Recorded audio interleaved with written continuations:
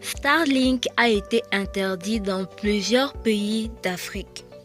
Dans une précédente vidéo, nous vous parlions de l'Internet par satellite que l'entreprise d'Elon Musk, Starlink, avait mis sur pied et qu'il comptait bien améliorer dans les prochains mois dans les téléphones. C'est cet Internet par satellite qui était jusqu'ici utilisé par certaines populations d'Afrique pour pallier aux offres d'Internet médiocres que MTN, Orange et Camtel, pour ne citer que le cas du Cameroun, nous sert jour après jour.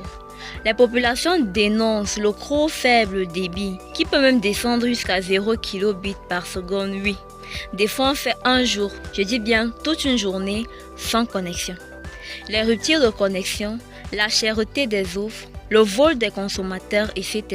Combien de fois est-ce qu'on s'est retrouvé à charger notre puce d'un crédit de communication de 500 et 2 minutes après se rendre compte qu'il n'y a plus rien du tout?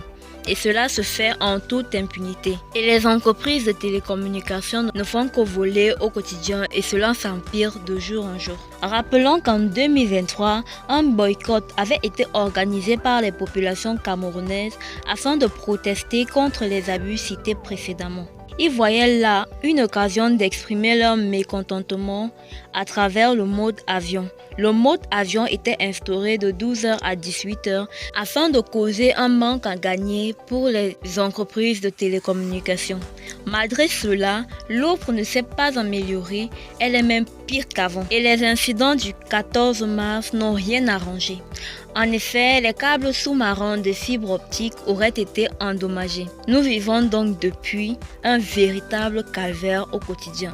Si avant vous n'aviez pas de connexion, aujourd'hui c'est un parcours de combattant de faire une vidéo comme celle-ci. Même en ville, on a du mal à se connecter. À Yaoundé et à Douala, on a du mal à se connecter.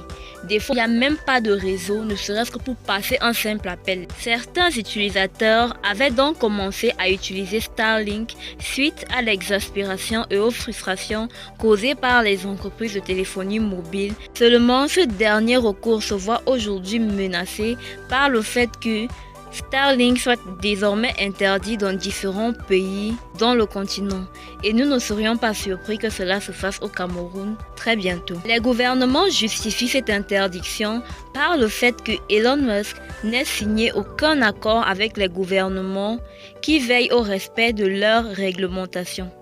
Donc voilà des gens qui viennent opérer chez vous, ni vous ni connu, sans rien payer apparemment. Et ils veulent nous faire croire que durant tout ce temps, ils n'en savaient rien et qui se sont subitement rendus compte que ce n'était pas le cas du jour au lendemain.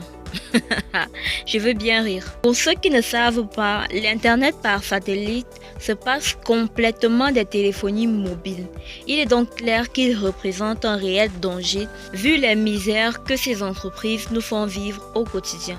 Starlink présente plusieurs atouts, entre autres des équipements réduits, une installation de connexion facile qui peut même se faire par vous-même ou par un installateur Canal+ qui sont aujourd'hui partout.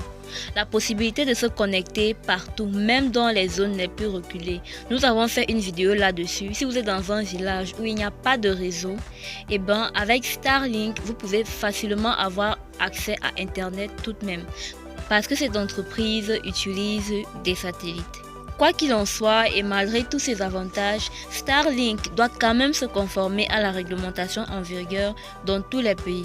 Et les gouvernements doivent inciter de tels partenariats puisque c'est leur rôle. Ils doivent donc faire du satellite un atout majeur, comme le Nigeria qui en 2011 a mis en orbite son satellite de communication baptisé Nigcomsat 1R qui remplaçait Nigcomsat 1 lancé en 2007 depuis la Chine.